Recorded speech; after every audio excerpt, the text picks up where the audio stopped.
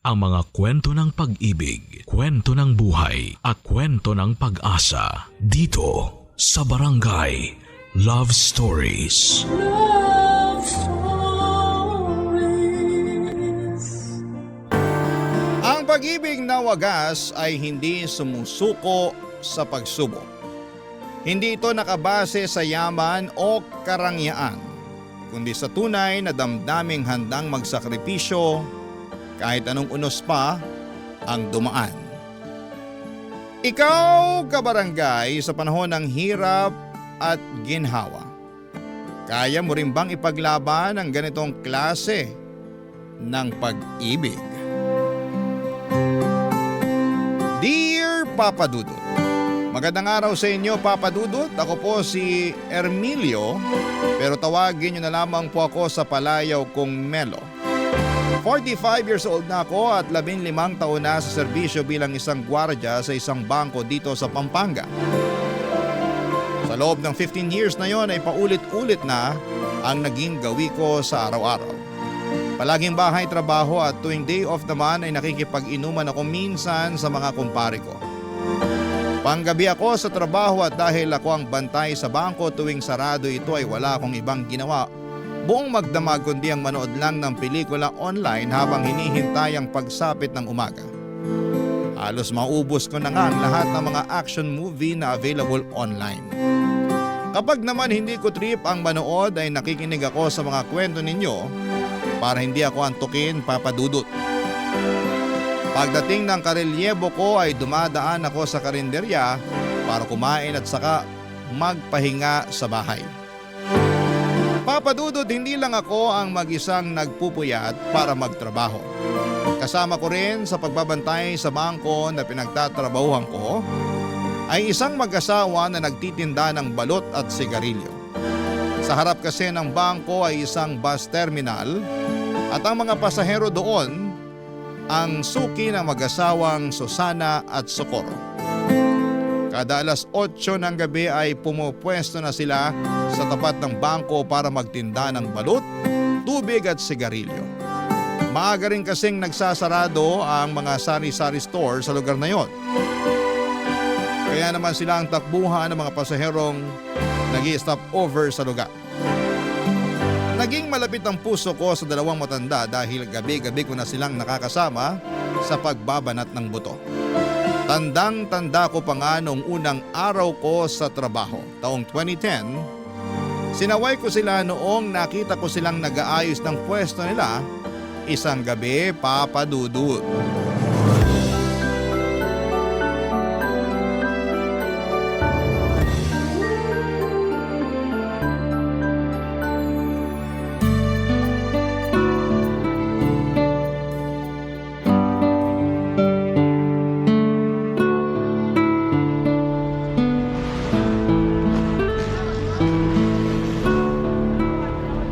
Itali mo ng maayos yung payong para hindi liparin.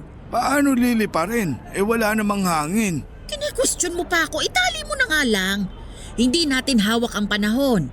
Baka mamaya biglang lumakas ang hangin. Ito na, itatali ko na. Mawalang galang na po, Nay, Tay. Bawal po kayong magtinda rito. Pag-aari po ng bangko tong lugar eh. Hindi po kayo pwedeng pumesto rito. Ay anak, matagal na kaming nagtitinda rito. Dito talaga yung pwesto namin. 10 taon na kaming pumapwesto rito, sir. Alam yan nung security. Ako na po yung bagong gwardya. Wala na po yung dati. Wala na si Rudy? Bakit? Anong nangyari sa kanya? Lumipat po siya ng agency. Di na raw po niya kaya magpuyat. Ganun ba?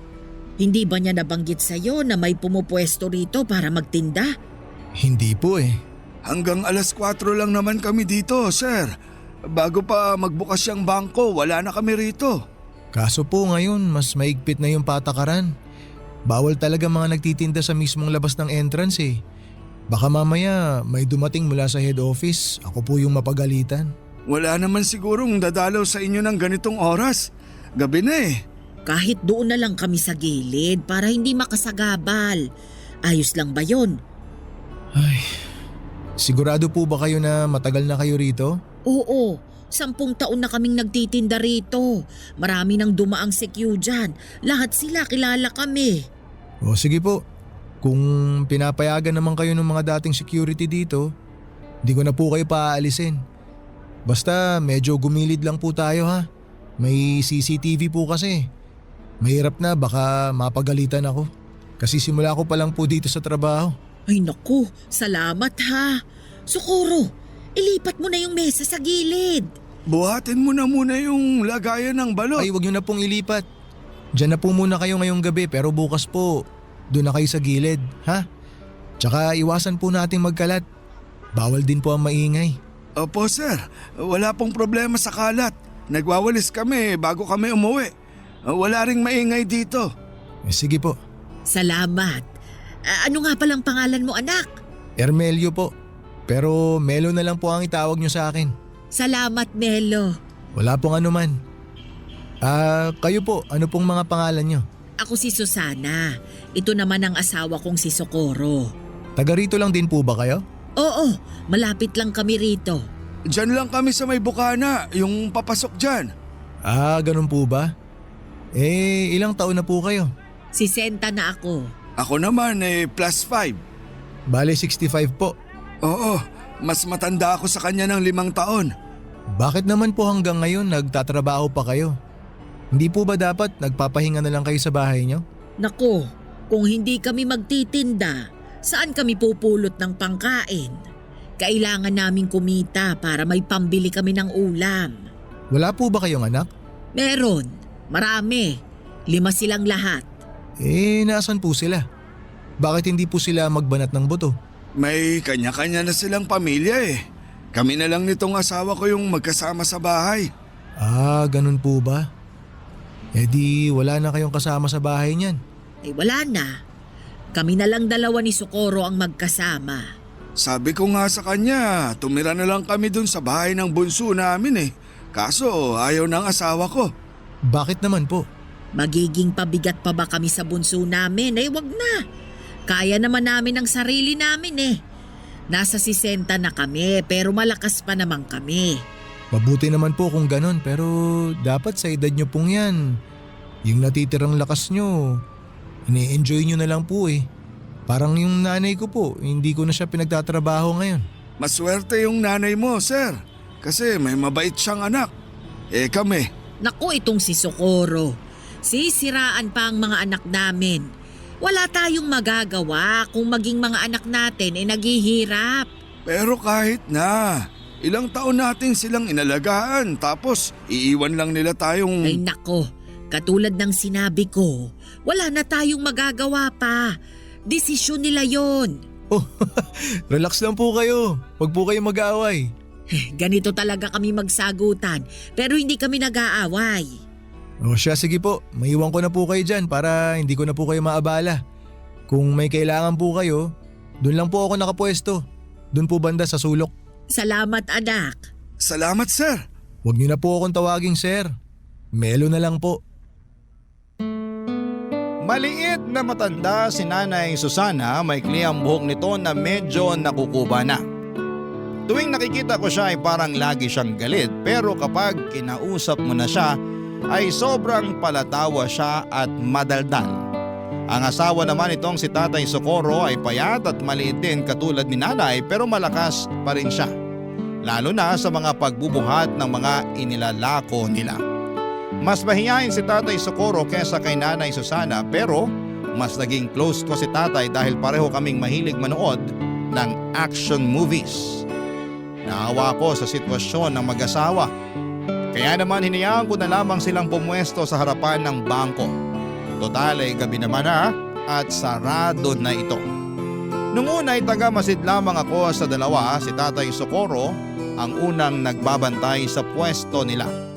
Mula alas 8 ng gabi hanggang alas 12 ng madaling araw ay nakaupo siya sa lumang plastic chair at binabantayan ang tinda nilang balut, tubig at sigarilyo. Samantala ay natutulog naman sa likuran nito si Nanay Susana. Nakapwesto siya sa bisikletang may sidecar na siyang gamit-gamit nila sa pagbibitbit ng kanilang lamesa at malaking payong para hindi sila mahamugan. Pagsabit naman ng hating gabi ay papalitan ni Nanay Susana si Tatay Socorro sa pagbabantay para makapagpahinga ang asawa niya. Siya ang nagbabantay hanggang sa alas 4 ng umaga. Siya na rin ang nagwawalis ng mga kalat at nagliligpit ng mga gamit nila. Sa kanya gigisingin ang asawa niya para makauwi na sila at makapagpahinga. Hindi nagtagal ay naging malapit din ako sa mag-asawa sa mga sumunod na buwan na pagsama-sama namin sa iisang lugar. Tuwing inaantok ako ay nakikipagkwentuhan ako sa kanila at doon ko nalaman ang love story nila, Papa Dudut.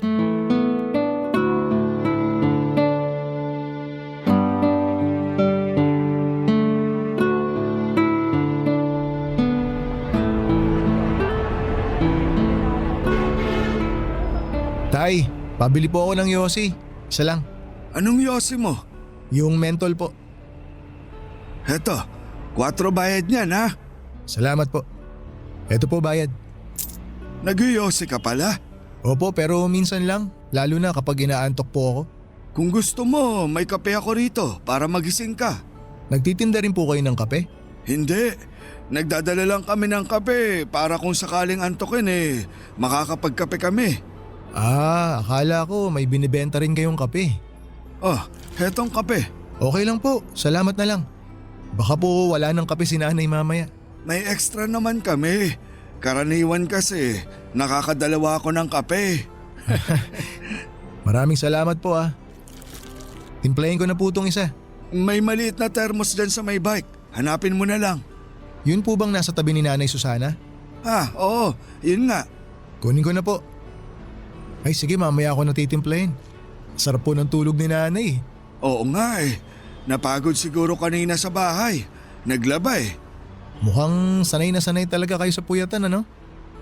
Ilang taon na po ulit kayo nagtitinda rito? Nasa 10 taon na rin siguro. Hindi ko na maalala kung kailan kami nagsimula Paano naman po kayo nagsimula? Bakit nyo naisipang magtinda rito? May sari-sari store dati si Susana. Kaso nalugi. Nung umalis sa bahay yung bunso namin, nagpasya yung asawa ko na magtinda na lang ng balot dito sa may terminal. Tapos may mga naghahanap ng sigarilyo. Kaya nagdagdag na rin kami ng sigarilyo tsaka tubig na rin.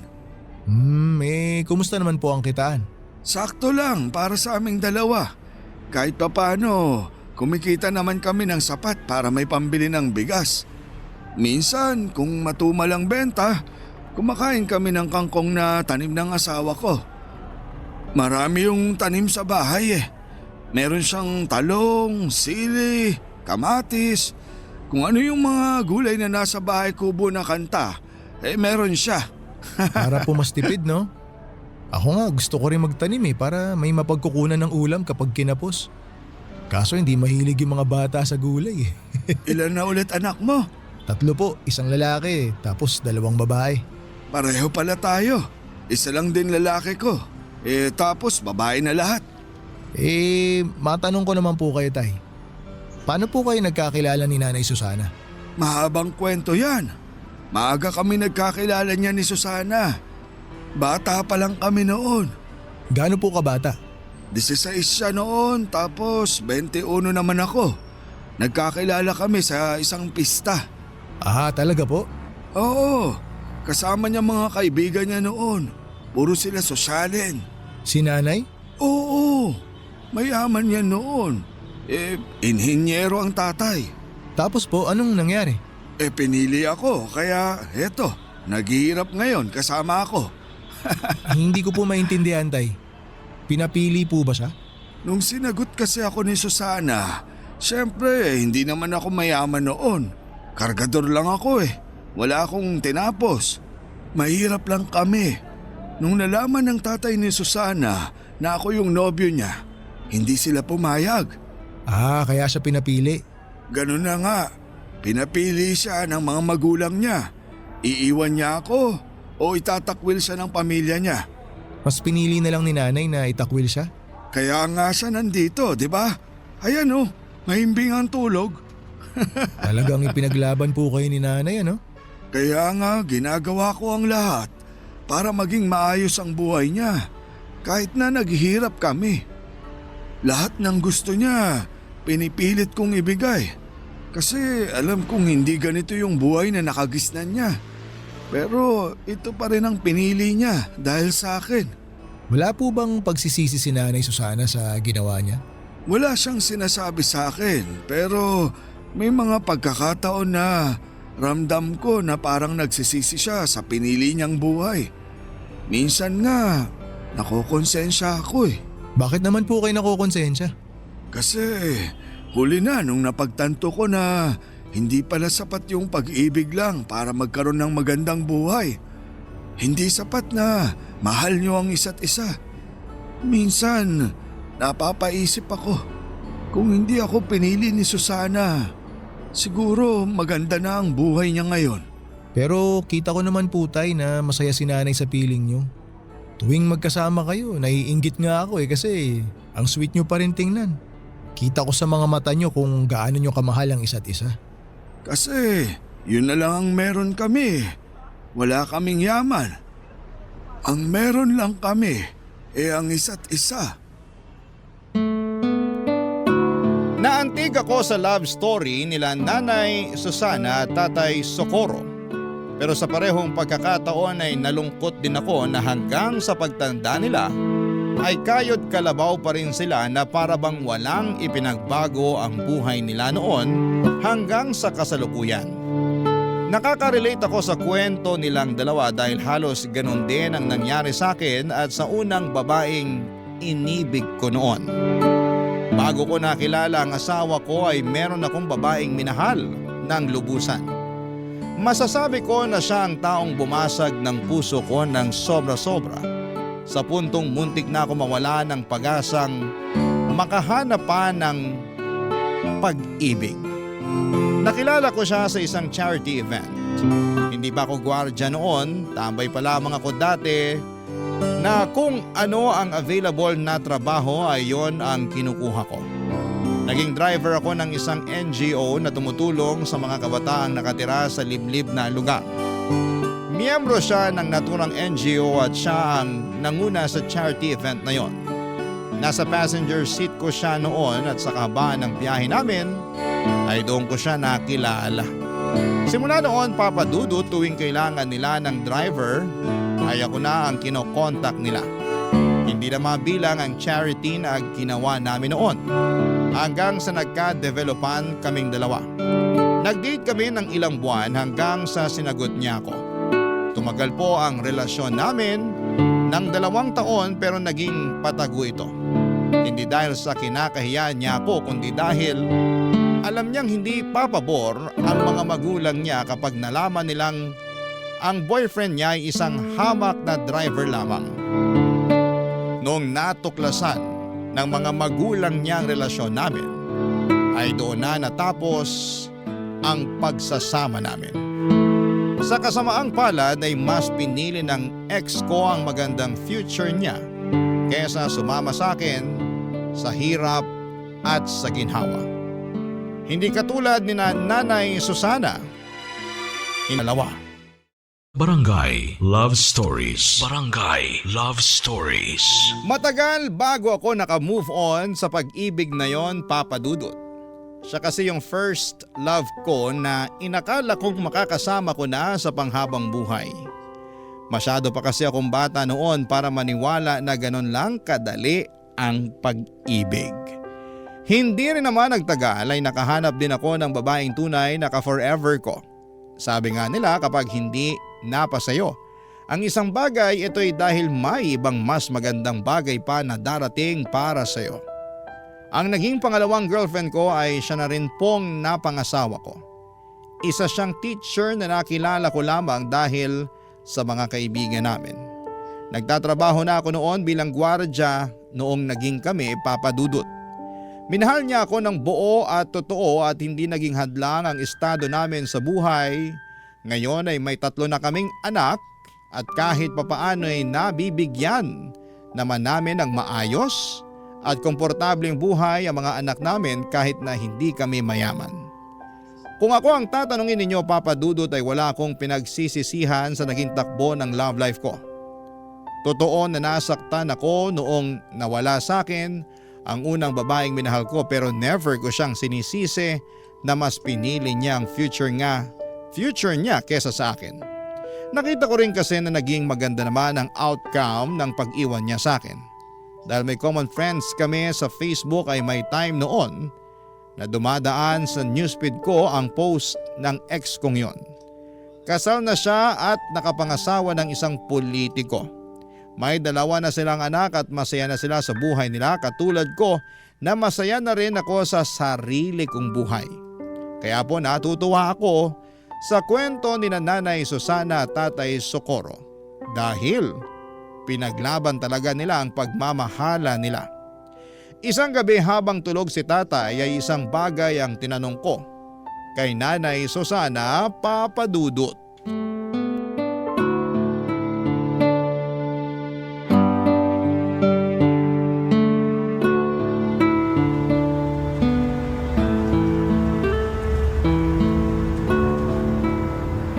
Nay, tulog na ba si Tatay Socorro? Naku, tulog na. Bakit? Sayang. Nakalimutan ko na pinabaunan pala ako ng misis ko ng pagkain. May dala po akong spaghetti dito tsaka Shanghai na pang midnight snack sana natin. Ako na lang ang kakain. Total siya naman ang umubos ng hapunan ko kanina. Tirahan na lang po natin siya para may makain sa mamaya paggising. Mabuti pa nga. Ayaw kasi niya nang naiistorbo kapag tulog siya. Ah, talaga po ba? Oo, siya yung tipo na biruin mo na kapag lasing. Wag lang kapag naistorbo sa tulog. O sige po, tayo na lang po ang magsalo nitong baon ko. Bakit? May handaan ba sa inyo? Birthday po kasi ni Mrs. Nagluto siya ng spaghetti para sa mga bata tapos Shanghai. Ay sabihin mo sa kanya happy birthday ha. Makakarating po. Matagal-tagal na rin akong hindi nakakatikim nito eh. Alam mo, nung bata pa ako, kada kaarawan ko, hindi nawawala itong spaghetti. Favorite ko ito eh. Nabanggit nga po sa akin ng mga nakaraang araw ni Tatay na mayaman daw ang pamilya niyo, Nay. Oo, 2 anak lang kasi kami kaya kung ano yung mga gusto namin, ibinibigay talaga ng papa namin. Kahit kailan, hindi po ba talaga kayo hinanap ng mga magulang niyo? Hindi. Hindi ko alam kung sinubukan ba nila akong hanapin. Hindi rin kasi nila alam kung nasaan ako eh. Bakit po hindi nila alam? Kasi nagtanan kami ni Socorro. Walang nakakaalam kung saan kami nagpunta pati mga kaibigan ko. E nung araw na yon, tinalikuran ko lahat-lahat. Ibig niyo pong sabihin, simula noon, hindi niyo pa rin po nakikita ang pamilya niyo? Nagpunta ako sa libing ng nanay ko. Yun na yung huling pagkikita namin. Nakakalungkot naman po yun. Eh yung tatay niyo po? Mas nauna siyang namatay. Hindi ako nakapunta noon kasi wala akong pamasahe. Ipinagdasal ko na lang siya. Pero wala naman po kayong pinagsisisihan sa mga naging desisyon niyo sa buhay, Nay. Kasi maganda na yung buhay niyo noon eh. Ako? Nako, marami akong pinagsisisihan. Tulad po ng ano? Na sana hindi na lang ako nakipagtanan. O hindi kaya bago ako nakipagtanan, dinala ko yung mga alahas ko para may maisasanla ako. Nagsisisi po ba kayo na pinili niyo si Tatay Socorro? Eh, sino ba naman ang may gusto ng ganitong buhay, 'di ba? Masyado pa akong bata noon eh, at sa pag-ibig. Akala ko kakayanin ko lahat kasi kasama ko ang taong minamahal ko. Pero hindi pala ganun yun. Iba ang realidad sa mga pelikulang napapanood natin. Kung babalik po kayo sa nakaraan, Nay, tingin niyo ba iibahin niyo yung naging takbo ng buhay niyo? Hindi. Wala akong babaguhin. Ah, wala po. Akala ko po ba… Hindi naman porket nagsisisi ako. Ibig sabihin nun gusto ko nang burahin yung mga nangyari sa buhay ko. May mga pagsisisi ako, pero wala akong babaguhin. Alam mo kung bakit? Bakit po? Kasi naging masaya ako. Yun yung isang bagay na ayaw kong mawala sa akin. Masaya ako na si Socorro ang napangasawa ko. Masaya ako na nagkaroon kami ng maraming anak. Masaya ako na sa kabila ng hirap ng buhay, magkasama pa rin kami hanggang ngayon. Masaya ako kasi napatunayan namin sa mga magulang ko na kaya naming magtagal kahit wala kaming itinatagong yaman. Lahat ng sayang yon ay dahil kay Socorro. Nakakatuwa naman po yun. Kaya ikaw, sundin mo kung anong nasa puso mo. Ipaglaban mo, pero gamitin mo rin ang utak mo para sa ikabubuti. Hindi lang ng sarili mo ha, kundi pati na rin ng pamilya mo. Opo, Nay. Tatandaan ko po yung mga sinabi niyo. Sa panahon ngayon ay malimit na lamang akong makakita ng mag-asawang sabay tumatanda. Katulad nila Nanay Susana at Tatay Socorro ay dalangin ko rin na makasabay ang asawa ko hanggang sa pagtanda ko. Parang napakahirap na rin kasing makahanap ng kabiyak. Nasasamahan tayo hanggang sa pagtanda natin. Kung hindi nasisira ang relasyon ng mag-asawa dahil sa pangangaliwa, minsan ay mas maaga namang kinukuha sa langit ang isa. Kaya maswerte ang mag-asawa dahil napanindigan nila ang pangako nila sa bawat isa na magsasama hanggang sa pagputi ng mga buhok nila. Nakakainggit dahil hindi yon nagawa ng mga magulang ko. Maaga kasi kaming iniwan ni tatay matapos siyang malunod noong mga bata pa lamang kami dala ng kalasingan. Nasa dagat kami noon at nagsiselebrate ng birthday ng kapatid ko. Nagiinuman sina tatay kasama ang mga kapatid nito noong nagpaalam siya para umihi. Makaraan nga ang ilang minuto ay hindi na siya bumalik pa. Noong hinanap namin siya ay nakita siya ng tiyuhin ko na nakadapa sa buhanginan. Ang ulo nito ay nakalubog sa mababang parte ng dagat. Tuwing nakikita ko sina Nanay Susana at Tatay Socorro ay parang natutunaw ang puso ko sa saya. Sila kasi yung klase ng pag-ibig na pinapangarap ng marami. Pag-ibig na nagsimula noong mga bata sila at napanindigan nila hanggang sa tumanda na sila. Sila yung pag-ibig na hindi naranasan ng mga magulang ko. At pag-ibig na gusto ko ring maranasan balang araw.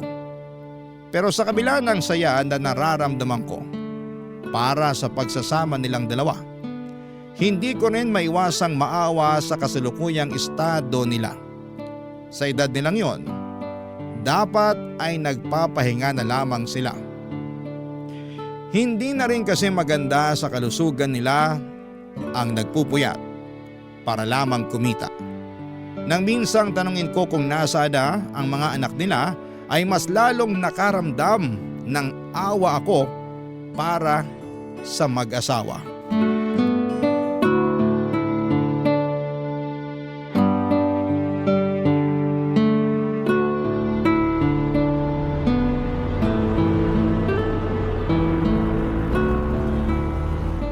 Melo, ano yung pinapanood mo?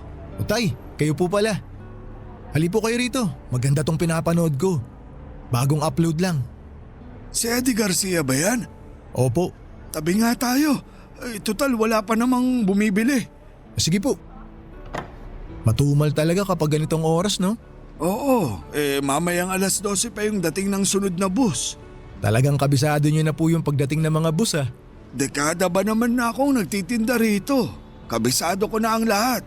Wala po ba kayong ibang trabaho noon? Meron. Dati akong konduktor, tapos naaksidente ako. Kaya hirap na akong makabiyahe ng malayo. Buti po kinaya nyo na buhayin yung mga anak nyo, no? Marami yun, ah. May sari-sari store kami noon.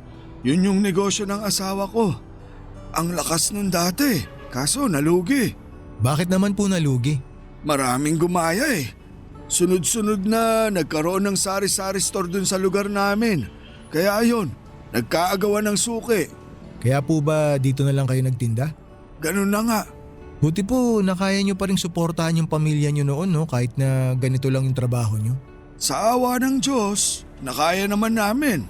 Tuwing umaga, naglalabas si Susana. Ako naman, nagpapataya ako noon ng weteng. Doon namin kinuha yung mga pinangtustos namin sa mga anak namin. Tapos nagpupuyat pa po kayo sa gabi. Oo, wala kaming magagawa. Mataas pangarap namin para sa mga anak namin eh. Napagtapos nyo po silang lahat? Hindi, pero may 3 kaming napagtapos. Yung panganay, pangalawa, tsaka yung bunso. Nasa na po sila ngayon? Bakit parang bigla na lang nila kayong iniwan? Yung panganay, nurse sa abroad. Dinala siya doon ng asawa niya. Kaso parang nakalimot na eh. Maganda na kasi buhay nila doon. Yung pangalawa naman, namatay sa aksidente sa motor. 24 lang siya noon. Yung pangatlo, nagtana naman. Nagmana sa amin. Yung dalawa po, tay, nasaan? Yung pangapat, may sarili ng pamilya. Marami din sila kaya problema din nila yung pera. Yung bunso, yun yung tumutulong sa amin noon. Pero simula nung nagkapamilya, medyo nagigpit na rin ang sinturon. Wala naman po ba kayong tampo sa kanila na para bang pinabayaan na lang nila kayo ni nanay? Wala naman. Ang mahalaga sa amin nagampanan namin ng maayos yung trabaho namin bilang magulang. Ayaw din naman namin ni Susana na humingi ng tulong sa mga anak niya kasi alam niya na may mga kanya-kanya na rin silang buhay. Kahit hirap na yun, ayaw niyang maging pabigat sa ibang tao. Nakakalungkot naman po yun. Kung ganun ginawa sa akin ng mga anak ko, malulungkot ako. Mantakin nyo, tay, ha? Pinalaki ko sila ng maayos tapos bigla na lang nila akong iiwan kapag nakatayo na sila sa sarili nilang mga paa. Yun naman talaga yung trabaho natin bilang magulang Yung tulungan sila. Hindi nila obligasyon na ibalik yung mga sakripisyo natin sa kanila. Kahit na. Para sa akin, lumalabas na wala silang utang na loob kapag ganun. Wala naman talaga dapat silang utang na loob Hindi naman nila ginusto na ipanganak sa mundong to. Tayo mismo ang nagdesisyon noon. Kaya tayo dapat ang mag-alaga sa kanila. Tama po kayo pero sabi ko nga po, tay, nakakalungkot. Hindi rin naman siguro mahirap para sa anak na magbalik ng utang na loob sa magulang Sa tingin ko parang obligasyon ng anak yun. Hayaan mo na sila. Ang mahalaga naman nasa maayos na ang kalagayan nila. Masaya sila, malusog, buo ang pamilya, okay na yun. Yun po talaga yung pinaka-importante, tay, no? Basta nasa maayos na lagay ang mga anak. Masaya na rin ang mga magulang. Tama ka dyan. Ay, tay, may bibili po ata. Ay, sandali. I-post mo muna yung pinapanood natin. Sige po, tay, post ko lang. Antayin ko kayo. Halos kaedad ko lang ang panganay na anak nila Nanay Susana at Tatay Socorro. Kaya naman parang anak na rin ang naging turing nila sa akin. Dahil hindi na nila nakakasama ang mga anak nila ay sa akin na lamang nila ibinubuhos ang pag-aalaga na hindi na nawala sa ugali nila simula noong naging magulang sila. Ganon talaga siguro kapag naging magulang na. Likas na sa amin ang alagaan at bantayan ang mga taong halos kaedad lang ng mga anak namin. Sa mga sumunod pang 8 taon ay naging katulong na ako nila Tatay Socorro sa pagtitinda. Kapag inuulan sila ng customer ay tumutulong ako sa pagbibigay ng mga sukli. Lalo na't noong mga panahong yun ay medyo mahina na rin ang paningin nilang mag-asawa. Sa sobrang pagiging malapit ko sa kanila ay dinadalhan pa nila ako ng hapunan para makasabay ko silang kumain bago sila magtinda. Papa Dudut, marami ang naitulong ng mag-asawa sa buhay ko. Bukod sa mga nakakasama at nakakausap ako or nakakausap ko sila sa pagbabantay buong magdamag ay sila na rin ang naging karamay ko noong namatay ang nanay ko. Kung hindi dahil sa kanila ay mag-isa kong haharapin ang kalungkutan gabi-gabi habang nasa trabaho ko. Pero dahil sila ang nakakasama ko tuwing nasa trabaho ako ay nabawasan ang lumbay na nararamdaman ko kahit papaano. Sina nanay at tatay ang tumulong sa akin para maayos ko ang problema naming mag-asawa noong nagkaroon kami ng matinding awayan. Kamunti ka na nga kami maghiwalay noon pero dahil sa kanila ay binigyan nila ng kalinawan ng utak ko. Ang mga payo nila ang sumalba sa relasyon naming mag-asawa.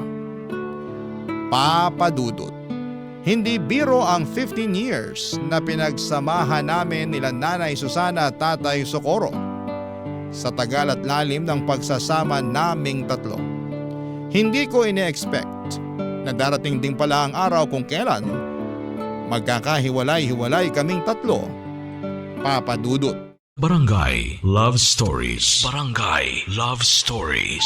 Marami na akong alaala kasama sina Nanay Susana at Tatay Socorro na kung sisimulang kong ikwento ngayon ay aabutin tayo ng maraming araw.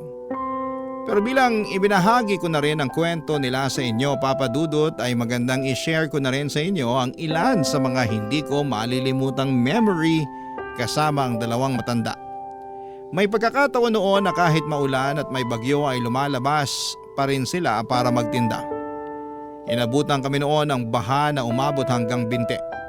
Hindi na nila noon kayang makauwi ang mag-asawa dahil sa lakas ng buhos ng ulan at bugso ng hangin. Ang ginawa ko kahit bawal magpapasok sa bangko ay pinasilong ko na muna sila sa loob pansamantala. Kahit na pinagalitan ako ng management pagkatapos noon. In-invite ko rin sila noon na nang nagdebu ang panganay ko. Sobrang saya nila Nanay Susana noon dahil marami silang pagkaing na i-take home. Palabirong tao si Nanay at kahit na marami silang problemang pinagdaraanan, ay lagi pa rin siyang humahagalpak sa tawa maski na sa mga maliliit at simpleng biro lamang. Kapag naman bored si Tatay Socorro ay tumatabi siya sa pwesto ko para samahan ako sa panonood ng pelikulang pinapanood ko.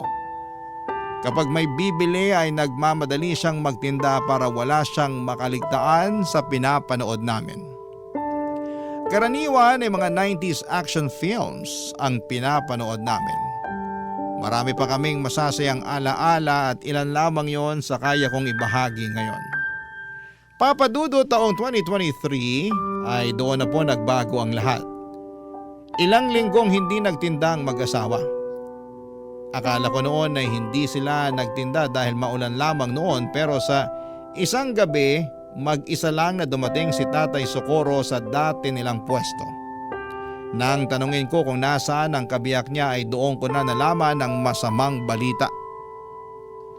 Isang balita na nagpaluha sa akin.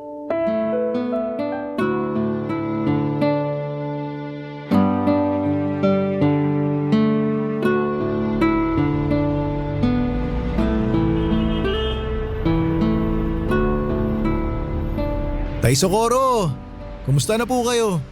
Ilang linggo rin kayo nawala ni Nanay Susana ha? Mabuti naman ako, Melo. Hindi niyo po ata kasama si Nanay ngayon, Tay. Nasa ospital siya ngayon. Ha? Bakit po? Anong nangyari kay Nanay? Di ba matagal na siyang inuubo? Opo, binilhan ko pa nga po siya ng gamot para mawala yung ubo niya eh. Ayun, mas lumala yung ubo niya. Nung nagsuka na siya ng dugo, itinakbo na namin siya sa ospital. Hala, akala ko ubot sipon lang meron si Nanay. Malala na pala. Kaya nga eh, medyo nahirapan na rin kasi siya sa paghinga kaya natakot na kami. Yung bunso ko ang nagsabi na itakbo na siya sa ospital. Eh, kumusta na po si Nanay ngayon? Nasa ospital pa rin siya. Mukhang matatagalan pa bago siya makabalik sa pagtitinda. Ano po bang sakit niya? Alam niyo na po ba? May cancer si Susana, Melo. Ho? Ay, ano pong klaseng cancer? Lung cancer daw. Hindi ko nga alam kung paano niya nakuha yun eh. Akala namin yung mga nagkaka-cancer lang sa baga yung mga naninigarilyo. Oo nga, hindi naman nag-iossi si Nanay ah. Pero nakakalanghap pa rin daw siya ng usok mula sa mga nagsisindi. Yun daw yung rason. Hala, paano na ngayon yan, Tay? Kaya nga ako nawala ng ilang linggo kasi nagbantay ako sa ospital. Eh, bakit nandito po kayo ngayon? Nakiusap na lang muna ako sa mga anak ko na sila na muna yung magbantay sa nanay nila. Di ko kayang nakikita si Susana na nahihirapan eh. Nasasaktan ako. Ay, kawawa naman si Nanay. Di bale, mukhang madidischarge na siya bukas. Stable naman na raw yung lagay ni Susana eh. Kaso nga lang, kailangan pa rin niyang bumalik sa ospital para sa treatment niya. Yun ang mahirap, Tay, yung treatment. Sobrang tapang na mga gamot para sa cancer eh. Sana kayanin ni Nanay. May kaibigan din kasi ako na nagka-breast cancer. Nakwento niya sa akin kung gaano kahirap magpa-chemotherapy. Pinapatay daw nun yung cancer cells sa katawan pero para na rin daw siyang pinapatay tuwing nagpapakimo siya. Sobrang lala daw ng side effects eh. Yun na nga yung ikinakatakot ko eh. Nabanggit din niya ng doktor sa amin. Pero ang assessment nila, malakas pa naman raw si Susana. Kaya kakayanin pa rin daw naman niya yung side effects na sinasabi mo. Pero sinabi rin niya sa amin na hindi raw matatanggal ng chemo yung sakit niya. Mapapahaba lang daw nito yung buhay niya. Ay, bakit naman daw po? Hindi ko alam. Siguro dahil sa edad niya. Sabi ng anak ko, baka raw hindi kayanin ni Susana yung mga gamot. Pero kahit ganon, gusto nilang ilaban yung buhay ng nanay nila. Kahit pala papano, nag-aalala rin sila sa nanay nila. Nakakatuwa naman. Sabi ko naman sa'yo, hindi man namin laging nakikita ang mga anak namin. Alam kong handa silang tulungan kami kapag nangailangan kami. At least mapapanatag na ako na hindi kayo nag-iisa. Nandyan pa rin yung mga anak nyo. Kumusta po ngayon ang kalagayan ni Nanay Susana? Ayun, medyo mahina pa rin ang katawan. Ewan ko nga eh. Simula nung tinurukan nila ng kung ano-anong gamot, mas lalo siyang nanghina eh. Hayaan nyo po, Tay. Ipapanalangin ko po na gumaling agad si Nanay. Salamat, Melo. Yun na lang talaga ang kaya nating gawin ngayon. Ipagpasa Diyos ko na lang ang lahat. Huwag po kayong mag-alala. Fighter si Nanay. Alam ko nalalabanan niya yung sakit niya. Sana nga. Hindi pa ako handang mawala siya eh. Tulungan ko na po kayo sa pag-aayos dyan. Salamat. Ilagay muna natin tong payong ha. Sige po. Kailanman ay hindi ko nakita si Nanay Susana na nagsindi ng sigarilyo. Hindi siya nagbibisyo pero dahil gabi-gabi siyang nakakalanghap ng usok mula sa mga parokyano nila, ay nadali ang baga ni Nanay. Doon lang nila nalaman na kahit na hindi pala naninigarilyo ang isang tao ay pwede pa rin itong tamaan ng komplikasyon sa baga na dulot ng usok nito. Ang tawag doon, Papa Dudut, ay second-hand smoking. Sa katunayan, mas malala pa nga daw ang epekto ng second-hand smoking sa iba kesa sa mismong tao na humihit-hit nito.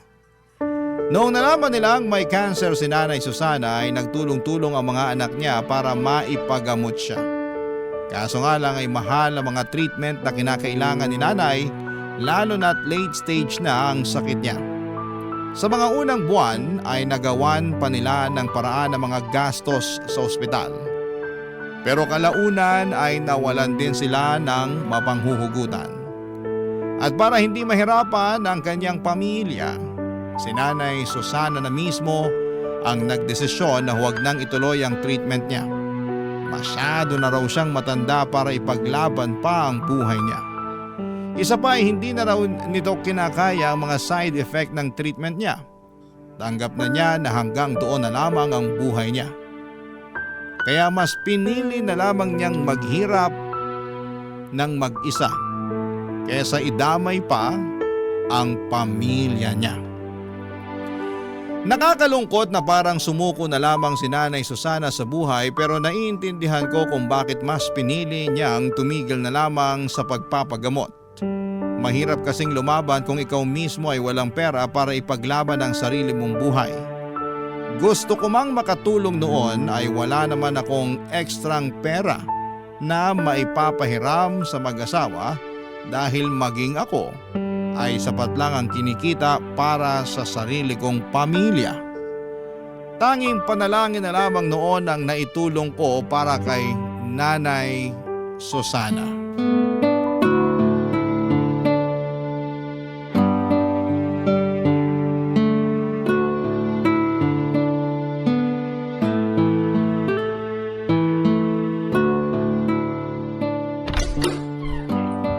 Susana, hulaan mo kung sinong nandito. Sino? Ako po to, Nay. Si Melo. Ay, ikaw ba yan, Melo? Anong ginagawa mo't naparito ka? Wala naman po. Gusto ko lang po kayong makita ulit. Namiss ko kayo eh. Matagal na kayong hindi nagpapakita sa pwesto. Kailan po kayo babalik? Nako, Mukhang malabo nang mangyari yan. Bakit naman ho? Eh di wala nang kasama si Tatay Socorro niyan magtinda ng balut. Kaya niya na yan, matanda na siya. Anong kaya? Ikaw yung hinahanap-hanap lagi ng mga parokyano natin. Opo, ang dami po naghahanap sa inyo, Nay. Nagtataka na nga rin yung iba bakit di raw po kayo nagpapakita sa kanila eh. Kumusta naman po kayo, Nay? Eto, mukhang mabamatay na. Nay, wag naman po kayo magbiro ng ganyan. Si Susana talaga, kung ano-anong pinagsasasabi. Ay bakit? Totoo naman na. Tingnan niyo nga ako. Mukha pa bang kaya kong bumalik sa dati? Oo naman po. Makakabalik po kayo sa dati. Magtiwala lang po kayo. Makikita nyo, mabilis kayo makaka-recover. Nako, hindi na ako umaasa dyan. Bakit naman, Nay? Tumigil na ako sa pagpapagamot. Inaantay ko na lang na malagutan ako ng hininga. Si Nanay talaga, oh. Abay, totoo. Nakikita mo ba ang itsura ko? Ang payat-payat ko na. Hirap na nga akong makatayo ng mag-isa eh. Medyo sumeksi nga po kayo eh. Pero alam ko naman po na makakabalik pa rin kayo sa dati. Tiwalang-tiwala po ako sa pag-aalaga sa inyo ni Tatay Socorro eh. Hindi ba, Tay? Oo naman. Wala eh. Gusto ko mang mabuhay pa ng matagal. Diyos na mismo ang nagpasya. Hindi mo naman alam kung yan talaga ang gusto ng Diyos eh. Bakit mo siya pinapangunahan? Hanggang ngayon ba, Socorro? Hindi mo pa rin matanggap na mamamatay na ako? Hindi. Kailanman, hindi ko tatanggapin na mamamatay ka na. Mas mabuti pang ako na lang yung mamatay kaysa ikaw. Tignan mo to, ang drama. Nako, bakit po ba patay ang pinag-uusapan natin? Wala pong mamamatay kahit isa sa inyo kasi matagal pa po tayong magkakasama.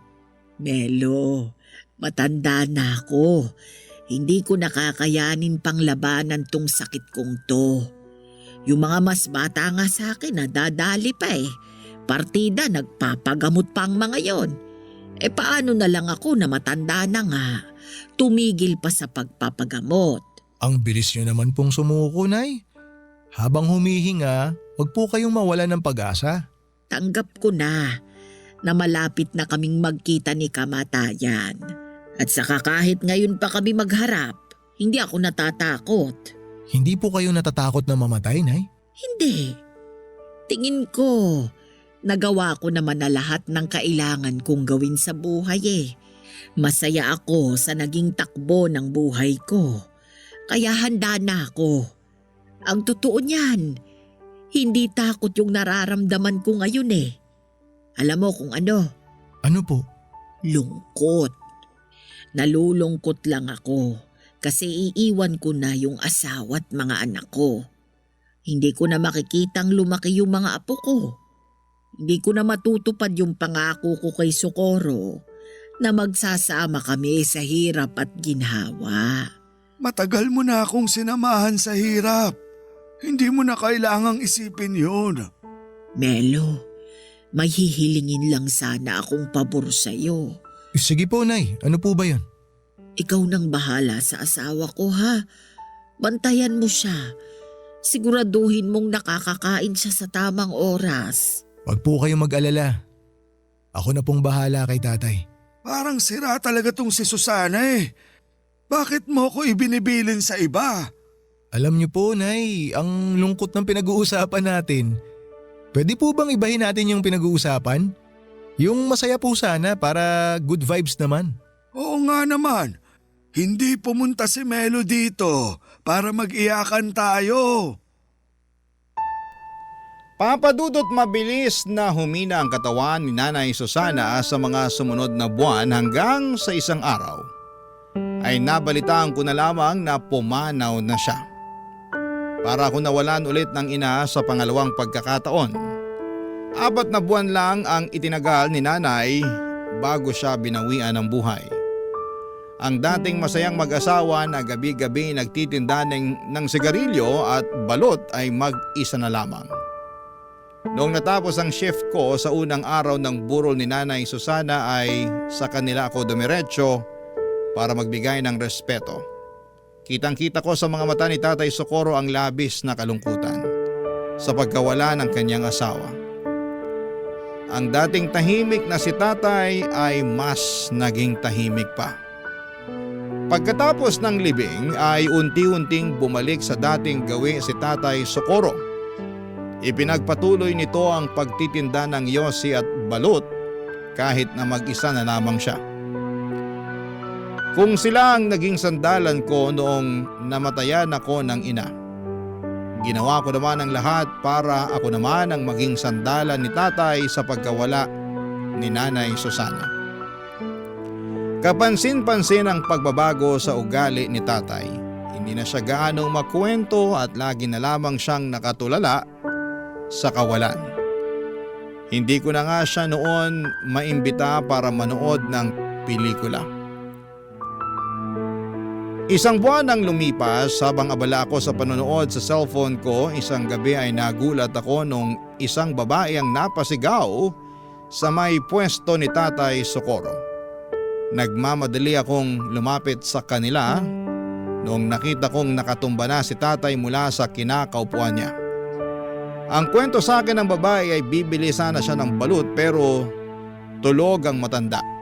Sinubukan niya itong alugin para magising pero sa halip na magising ay natumba siya.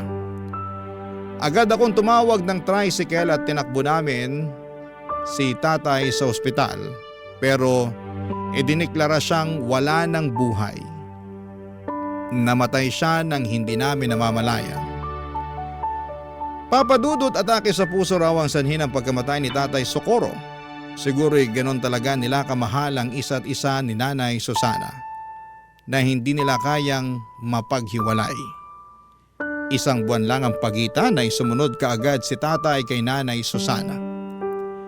Ngayon tuwing nakikita ko ang dati nilang pwesto ay napapangiti na lamang akong mag-isa habang binabalikan ang mga masasayang ala-ala naming tatlo. Iba na ngayon ang tindera doon pero hanggat nabubuhay ako ay hinding-hindi ko makakalimutan na minsan ay may dalawang matanda na nagpakita sa akin ng tunay na kahulugan ng tunay na pag-ibig. Dito na po nagtatapos ang sulat ko at maraming salamat po Papa Dudut, ang inyong kapuso at kabarangay forever, Melo. Kwentuhan naman tayo dito sa comment section.